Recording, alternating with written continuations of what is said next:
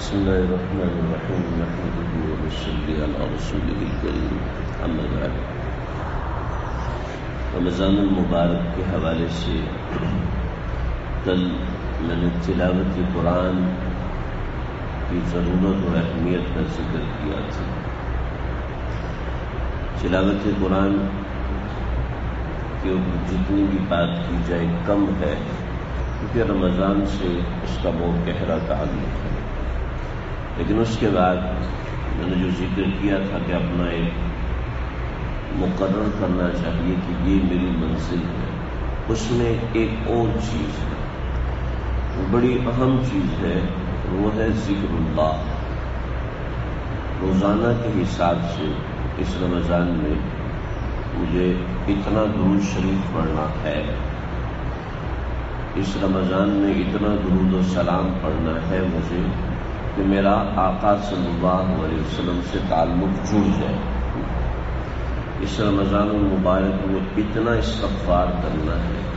روزانہ کی یہ روٹین ہے، ایک روٹین متعین کریں کہ روزانہ 200 مرتبے، 300 مرتبے، 400 مرتبے، یا جو جس کی وسعت ہے، کسی کا ذوق ذکر اللہ میں لگتا ہے تو اس کو اس کے لحاظ سے تعداد متعین کرنی چاہیے۔ لا الہ الا اللہ ہے اور لفظ اللہ سبحانہ و تعالی، یعنی اللہ کے نام مبارک کی تسبیح ہے کہ سبحان اللہ، الحمدللہ، اللہ اکبر۔ اس طریقے سے بہت سے اذکار کے بہت سے فوائد ہیں۔ کلمتان ثقیلتان فی المیزان خفیفتان علی اللسان، سبحان اللہ و بحمدہ، سبحان اللہ العظیم۔ یہ کلمات سبحان اللہ و بحمدہ، سبحان اللہ العظیم زبان پہ ہلکے، میزان عمل بہت بھاری۔ اسی طریقے سے جو لا الہ الا اللہ کثرت سے پڑھتا ہے، اللہ اس کو اس دن کے افضل ترین لوگوں میں شمار فرما دیتے ہیں۔ ایسی جو شخص کسی جگہ ذکر کرتا ہوا گزرتا ہے تو وہ زمین دوسری زمینوں کے اوپر فخر کرتی ہے کہ میرے اوپر ایک ذاکر گزرا ہے، اور میں روز قیامت گواہی دوں گی کہ اے اللہ یہ بندہ تجھے یاد کرتا ہوا یہاں سے گزرا ہے۔ یعنی ایک بار بھی اللہ کہہ دینا یہ اتنا بڑا عمل ہے کہ اس کی وجہ سے اللہ قیامت نہیں آنے دیں گے کہ کوئی شخص حتی یقال اللہ اللہ، یہاں تک کہ کوئی شخص اللہ اللہ بغیر سوچے سمجھے کہہ رہا ہے تو اللہ اس کی وجہ سے قیامت کو روکے ہوئے ہیں۔ یہ اتنا بڑا وَلَذِكْرُ اللَّهِ أَكْبَرُ، اللہ فرماتے ہیں ذکر میرا، یعنی میرا ذکر کرنا یہ سب سے بڑی دولت ہے۔ تو آپ جتنا بھی ذکر کریں، میں اس میں دو قسم کی باتیں اس کو دوں۔ پہلی بات، ایک رینڈملی ذکر کرتے ہیں کہ درود شریف پڑھ رہے ہیں، استغفار پڑھ رہے ہیں، یہ ضرور کریں، لیکن ایک عمل اور کریں، یعنی دوسری چیز وہ یہ ہے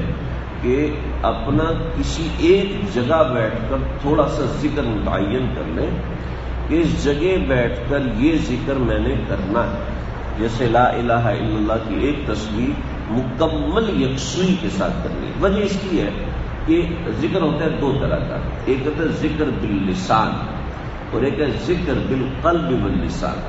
ایک ذکر زبان کے ساتھ ہم کر رہے ہیں، اللہ اللہ کر رہے ہیں، الحمدللہ، سبحان اللہ پڑھ رہے ہیں، زبان کے ساتھ ذکر کر رہے ہیں، اور ایک ذکر وہ ہے جو کہ زبان اور دل دونوں کو ملا کے کر رہے ہیں۔ وَلَا تُطِعْ مَنْ أَغْفَلْنَا قَلْبَهُ عَنْ ذِكْرِنَا، کہ جو ذکر دل کرتا ہے زبان کے ساتھ مل کے، اس کا بہت گہرا اثر ہوتا ہے۔ اللہ کا ویسے ہی ذکر کیا جائے تو اس کا اثر ہوتا ہے، لیکن جو ذکر زبان اور دل کا مل کے ہوتا ہے اس کا ایک اپنا نقش ہوتا ہے۔ اس لیے کہ ذکر کے لفظی معنی یاد کرنا ہے۔ جب یاد ہوگا جب انسان دل سے کچھ کرے گا، اور یہ ذکر انسان کے مزاج کو ایسے تبدیل کرتا ہے، یہ جو ذکر میں نے عرض کیا ہے ایسے تبدیل کرتا ہے کہ جتنے بھی مشائخ ہیں، جتنے بھی صوفیاء گزرے ہیں، ہم بہت سے لوگ پر زبان نماز میں دل نہیں لگتا، زبان سے جھوٹ نکل جاتا ہے،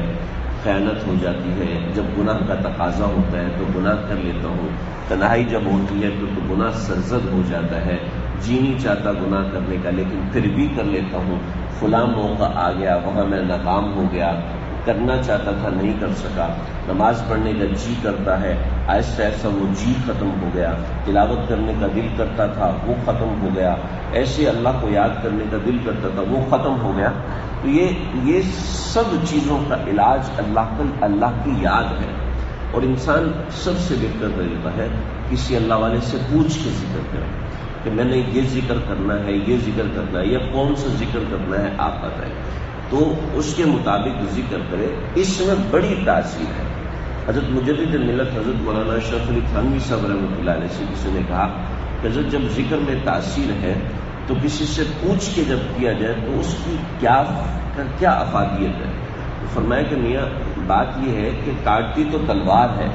لیکن اس وقت کاٹتی ہے جب وہ کسی سپاہی کے ہاتھ میں ہو، تو فائدہ تو ذکر اللہ دے گا، لیکن جب کوئی اس کو متعین کرے گا تو اس کا ایک فائدہ ہوتا ہے۔ ایک وہ فائدہ ہے جو اہل عقل کو سمجھ میں نہیں آتا۔ بطور مثال ایک ڈاکٹر ہے، وہ علاج کرتا ہے تو ڈیفینیٹلی اس کا کوئی استاد ہے جس نے اس کو کہا ہے کہ ہاں میاں اب تم علاج کرو، تمہارے علاج سے نفع ہوگا، اس لیے کہ وہ اس کے سائیڈ افیکٹ وہ سب چیزیں سمجھ چکا ہے، دیکھ چکا ہے کہ اس میں کیا معاملات ہیں، تو اس کو ایک قلبی طور پر سکون ہوتا ہے کہ ہاں اب یہ صحیح علاج کرتا ہے۔ اسی طریقے سے جب شیخ ذکر بتاتا ہے تو اس کے پیچھے قلبی توجہ ہوتی ہے، ایک غیبی نصرت ہوتی ہے، دعائیں ہوتی ہیں، تو اس کا ایک الگ فرق ہے۔ خیر وہ الگ بات ہے، لیکن اس رمضان میں کوئی اپنا ذکر متعین کرے اور روزانہ کے حساب سے اس کو چیک کرے کہ ہاں میں نے آج اتنا ذکر کرنا تھا، کیا یا نہیں کیا، تو اتنا مقرر کریں جو میں اور آپ کر سکتے ہیں۔ اور ذکر کے لیے بہت سہولیات اللہ نے دی۔ ذکر کے لیے نہ آپ کا بیٹھنا ضروری ہے، نہ آپ کا کھڑا ہونا ضروری ہے، نہ آپ کے لیے باوضو ہونا ضروری ہے، اور اگر غسل واجب ہے تب بھی ذکر کیا جا سکتا ہے۔ تو البتہ بہتر ہے تمام کے ساتھ خوشبو لگا کے ایک جگہ بیٹھ کے کیا جائے، ورنہ رینڈملی جتنا ذکر انسان کرنا چاہے اس ذکر کا نفع ہی ہوتا ہے۔ اللہ ولا ذکر اللہ اکبر، میری یاد، میرا ذکر کرنا سب سے بڑی چیز ہے۔ تو ایک تو ہم قرآن مجید کا ایک معمول متعین کریں اور اس کے ساتھ ذکر اللہ کا ایک معمول متعین کریں، اور اس کے لیے ایک اہم چیز یہ ہے کہ اپنے پاس تسبیح رکھیں، چھوٹی ہو یا بڑی ہو۔ جب تسبیح اپنے پاس ہوگی، جیب میں ہوگی یا کسی جگہ لٹکائی ہوگی تو یاد رہتا ہے کہ ہاں میں نے اللہ کو یاد کرنا ہے، ذکر کرنا ہے، ورنہ ہاتھ میں بھی ذکر کیا جا سکتا ہے۔ لیکن ایک تدبیر ہے کہ جو اپنے ہاتھ میں تسبیح رکھتا ہے تو انشاءاللہ اس سے انسان کو